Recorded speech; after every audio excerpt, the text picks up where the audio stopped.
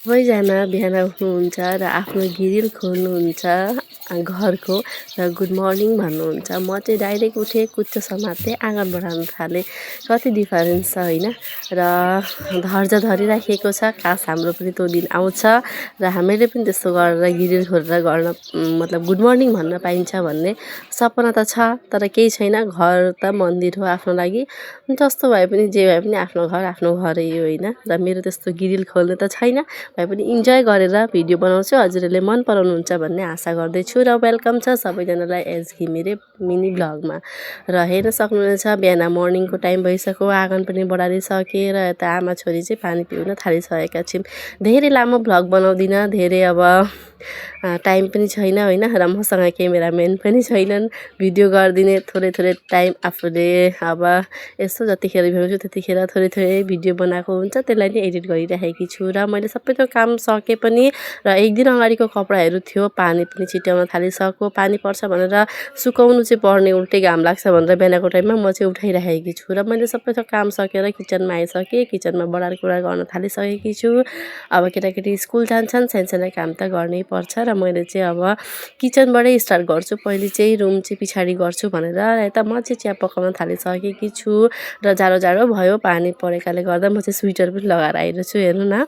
र जाडो गर्मी भएकाले गर्दाखेरि होला अब यति उनी भएको छैन, के अरे जाडो गएकै छैन र मान्छे पनि बिमारी भइ नै राखिएको छ, त्यस्तो भइराखेको छ। र यता म चाहिँ चिया पकाउन थालिसकेकी छु, चिया पकाउँदैछु। केटाकेटीलाई मैले चाहिँ हिजो गोलमरिचहरू, लङ, इलाइची सबै थोक मिक्स गरेर पिसेकी थिएँ। त्यो चाहिँ मजाले पिसिएन र घाममा मजाले सुकाएकी थिइनँ, त्यसैले गर्दा होला। र अलिअलि जुन पिसेको थियो त्यो चाहिँ मैले छानेर चियामा हालेँ र आज पिस्छु भनेर मैले राखिरहेको छु। यता रातो चिया पाकी पनि सकिरहेछ। कहिलेकाहीँ दुध चिया खान मन लाग्यो भने ल्याएर खान्छौँ हामीहरू, तर यसै चाहिँ हामीहरू चाहिँ अब लाल चिया नै खान्छौँ।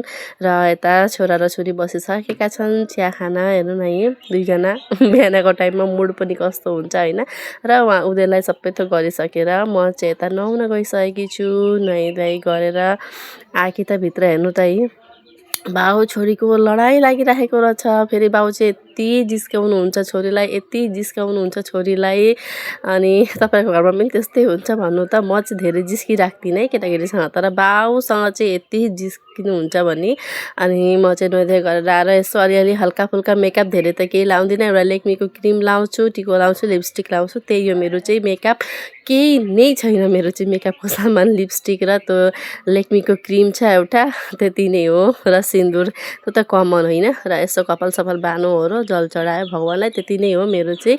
र यतिमा पनि आफूलाई निकै नै अब राम्रो लाग्छ। कुनै दिन फट्टै मेकअप गरिन्छ त्यो भनेको बेग्लै कुरा हो। र म चाहिँ सबै थोक गरिसकेर रेडी भइसकेकी छु। रेडी भएर अब किचनमा जानु पर्यो होइन। अनि किचनमा गएर चाहिँ अब के काम हुन्छ नि त। अब म चाहिँ रेडी भइसकेँ र हेर्न सक्नुहुन्छ म चाहिँ किचनमा गइसकेकी छु। यता किचनमा चाहिँ मेरा हस्बेन्डले छोरीलाई आज ब्रेड पकौडा बनाउनु पर्यो भनेर आलु बोइल गरिराख्नु भएको रहेछ र आलु बोइल गर्नुभयो। यता चाहिँ बेसन पनि ल्याउनु भइरहेछ। प्याकेटको बेसन चाहिँ राम्रो हो केटाकेटीको लागि, खुल्ला बेसन चाहिँ त्यति राम्रो होइन। आलु बोइल गरेर प्याज काटेर अनि त्यसमा अब म चाहिँ एकदम मिक्स गरिराखेकी थिएँ। म चाहिँ अल्छी पाराले मिक्स गरिराखेकी थिएँ। अनि हस्बेन्डले भन्नुभयो यसरी त कहिल्यै हुँदैन छोरा तिमीले भनेर उहाँले नै अनि मिक्स गर्नुभयो मजाले। अनि मिक्स गरेर यता हेर्नु न पुरा मेहनतले गर्नुहुन्छ कि। अनि त जिरो सिरो के हालेर एकदम बनाउनुहुन्छ त, मेहनतले बनाउनुहुन्छ। अब तिमी लटरपटर गर्छौ भन्नुहुन्छ। यता चाहिँ पुरा रेडी पारिसक्नु भएको छ हेर्नु न। र छोरीलाई खुस पार्नको लागि। र यो भ्लग कस्तो लाग्यो हजुरहरूले कमेन्ट गरेर भन्नुहोला। लाइक कमेन्ट सेयर पनि गर्नुहोला। म चाहिँ सानो यस्तै ब्लग लिएर आउनेछु र मन पर्यो भने चाहिँ सबैजनाले साथ दिनुहोला। By by.